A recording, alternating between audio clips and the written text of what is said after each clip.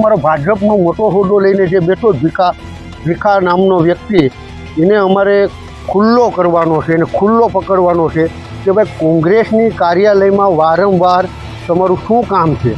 ચાલુ ઇલેક્શનમાં પણ કોંગ્રેસની કાર્યાલયમાં હોય, ગમે ત્યારે. એટલે મારે જિલ્લા સંગઠનને, જિલ્લા પ્રમુખ, એના ઉપલા અધિકારીને પણ મારે કહેવું છે કે આવા પાર્ટીને નામે જે બીજા લોકોને બદનામ કરે છે એને તાત્કાલિક અસરથી સસ્પેન્ડ કરો, બરતરફ કરો, એને તાત્કાલિક બરતરફ કરો. અને પાર્ટીના નાનામાં નાના કાર્યકરને એ હેરાન કરે છે.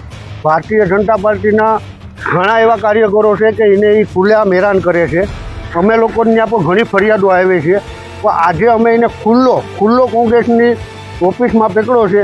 તો હું આ વિસ્તારના જૂનાગઢ જિલ્લાના સાંસદ રાજેશભાઈ ચુડાસમાને પણ કહું છું કે આને તાત્કાલિક અસરથી સસ્પેન્ડ કરે. અમારા ધારાસભ્યને પણ કહું છું કે આને તાત્કાલિક અસરથી આને સસ્પેન્ડ કરે.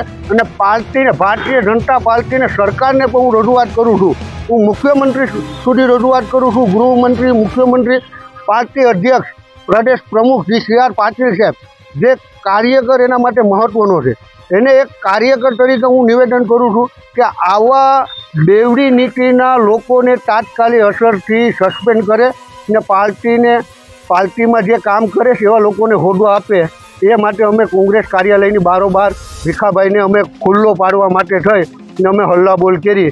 જે દર વખતે પાર્ટીના નામે ગમે તેને ઉપર ચરી ખાય એવા લોકોને પાર્ટીને હું બીજી વખત કહું, એક વિનંતીની ભાષામાં કહું કે આના ઉપર તાત્કાલિક પગલાં લે અને પાર્ટીનો જે કોઈ બી હોદ્દો આપ્યો હોય એને તાત્કાલિક અસરથી આને સસ્પેન્ડ કરે.